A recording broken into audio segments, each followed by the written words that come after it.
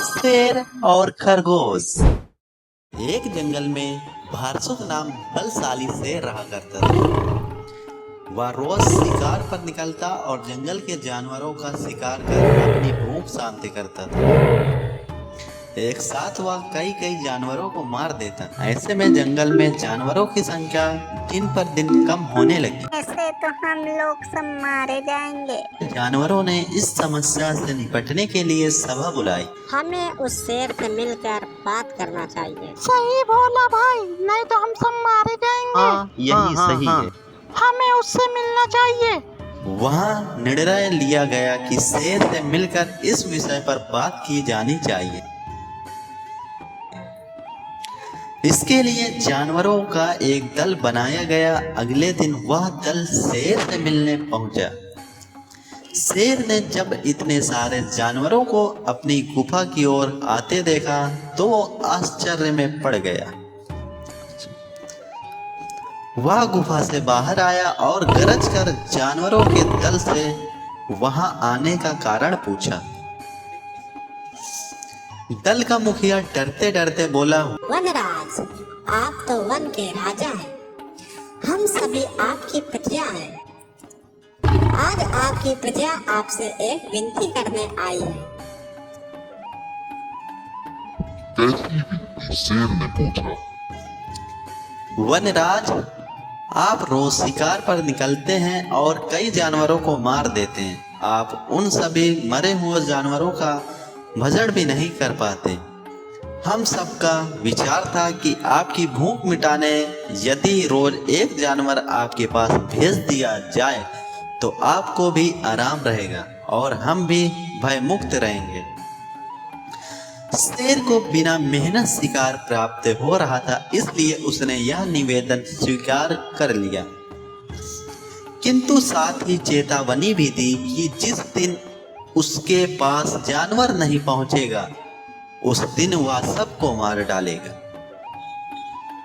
उस दिन के बाद से प्रतिदिन एक जानवर का चुनाव कर उसे शेर के पास भेजा जाने लगा। अब शेर दिन भर गुफा में पड़ा आराम करता रहता। परिमा स्वरूप अन्य जानवर जंगल में सुकून से जीवन जीने लगे। एक दिन शेर का भोजन बनने की एक खरगोश की बारी आई।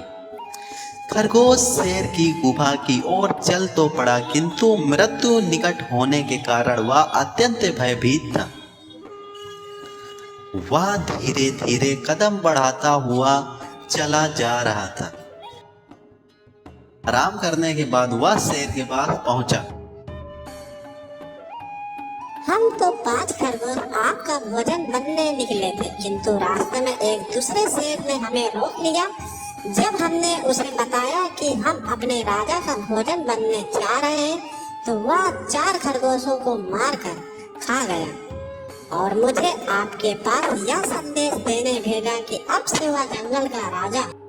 ऐसा कहा उसने। शेर गुस्से में दौड़ा। जी वनराज, उसने आपको लड़ाई के लिए ललकारा है। उसने कहा है कि वह आपको मारकर इस जंगल में एक छत्र राज करे। मुझे अभी इसी वक्त उसके पास लेकर चल। ये सुनना था कि शेर गरजता हुआ बोला, मुझे अभी इसी समय उसके पास ले चल। मैं उसे बताता हूँ कि जंगल का राजा कौन है। खरगोश तुरंत तैयार हो गया और शेर को लेकर कुएं के पास आ गया। कुएं को दिखाते हुए वह बोला, वनराज, ये उस शेर का दुर्ग है। वह इसी दुर्ग में रहता है। आप दुर्ग के द्वार से उसे ललकारेंगे। शेर ने कुएं में झांक कर देखा तो उसे अपनी परछाई नजर आई। परछाई देखकर उसने सोचा कि अवश्य ही वह दूसरा शेर है और जोर से दहाड़ते हुए उसे ललकारने लगा। कुएं की दीवारों से टकरा कर आती हुई अपनी दहाड़ की प्रतिध्वनि सुनकर और अपनी परछाई देखकर उसे लगा कि दूसरा शेर भी दहाड़ते हुए उसे ललकार रहा है।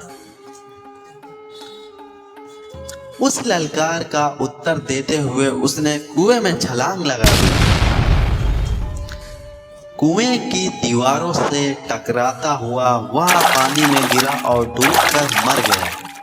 शेर के मरने के बाद खरगोश खुशी खुशी वापस लौटा और अन्य जंगल के जानवरों को खुशखबरी सुनाई।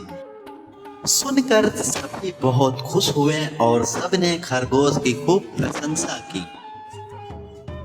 सीख: बुद्धि बल सबसे बड़ा बल होता है, इसलिए मुश्किल घड़ी में सदा बुद्धिमानी से काम लेना चाहिए।